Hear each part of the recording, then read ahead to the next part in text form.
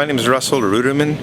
I'm the owner of Island Naturals Market, and we are a group of natural food stores here on the Big Island, and we feature natural organic foods, and we do a lot of cooking. We feature a lot of local products in our cooking and in our produce section, and our mission is to bring healthiest possible food to the community, to have fun while we're doing it, and to support local and organic agriculture.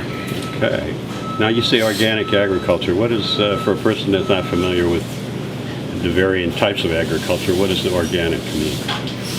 Organic means it's grown without chemical pesticides or fertilizers. So first choice for purchasing produce or any food product is local and organic.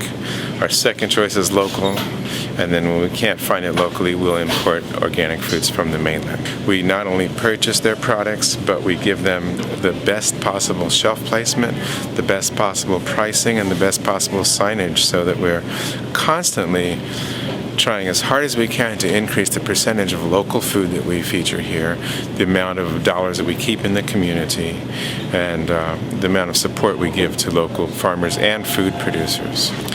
You know, as a biologist, I have a tremendous concern for what genetically mutilated foods are doing to our food supply. First of all, Monsanto and companies like that are very actively trying to patent every seed that we get, that a farmer uses. They work actively to prevent farmers making their own seeds, and they want every food crop to pay a duty to them. Instead of being available to farmers and to the people, they want to control the food supply. Part of the reason for this genetically modified program is that they can patent the seeds, and they can sue you if you accidentally get some of their GMO pollen or seeds onto their land. And so they are in the process of gaining commercial control over our food supply, which has very serious consequences, not just for this country, but even more so for poorer parts of the world where, you know, forever we've been growing our own food from the previous generation of food. Another concern that I have is whenever a genetically engineered food gets released, it spreads into nature in unintended ways, and it cannot be called back. It's a permanent change in the genetic makeup of our food supply and our biological environment. The way that plants and animals are supposed to reproduce was designed by either nature or God, depending on your point of view. It's one of the most intricate systems that there are. It's fascinating. It's perfected. It's the reason why evolution came to the point that it is. And genetically mutilated foods are an extreme violation of that system. Instead of combining genetics from within a species as they're supposed to be, they're now combining genetics from foreign species, and the consequences of that are not known. They cannot be fully predicted. It's already been shown that the consequences are way more than was ever guessed. And it's a permanent change. Whenever one is tampering with a food supply or with nature, it seems to me, and this is a basic scientific principle, that we should err on the side of caution. If you're going to create a permanent change in the world around you, we should be cautious rather than reckless.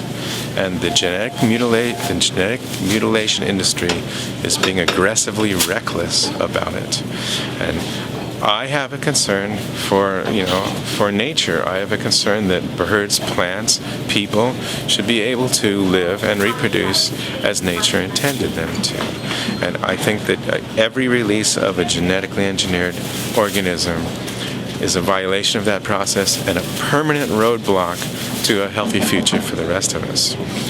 I also feel that it's very, very devious and unfair that the GMO industry fights labeling at every step of the way. I believe that it's a consumer issue and it's a health issue, And as a biological issue, we should be allowed to know what's genetically modified or not. Their stance that it's substantially the same and therefore there's no point in labeling is patently false. It's been shown to have fundamental differences. And why are they hiding it? If it's not harmful, why are they hiding the words genetically modified?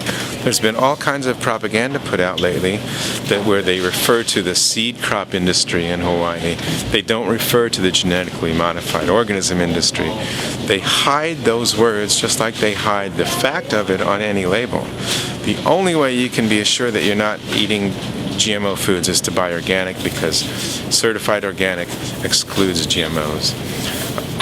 But it shouldn't be that way. There should be a label on any food that contains GMOs for consumer safety, for consumer information, for people with health concerns to be able to avoid health risks. There's no reason not to label it except to keep it secret, because people won't accept it if they know. Just like Europe and Japan and other countries don't accept it. As people become informed about GMOs, they refuse to purchase it. They refuse to be a part of it. So the way that GMO companies are expanding is by hiding what they really do. And I believe they're using Hawaii as a reckless laboratory. They're tampering with our environment and endangering our environment for corporate greed. And they're keeping people as ignorant as possible. And I believe people have the right to know, and I believe that nature has a right to operate under the rules that nature intended. I believe the GMO industry is violating those rules.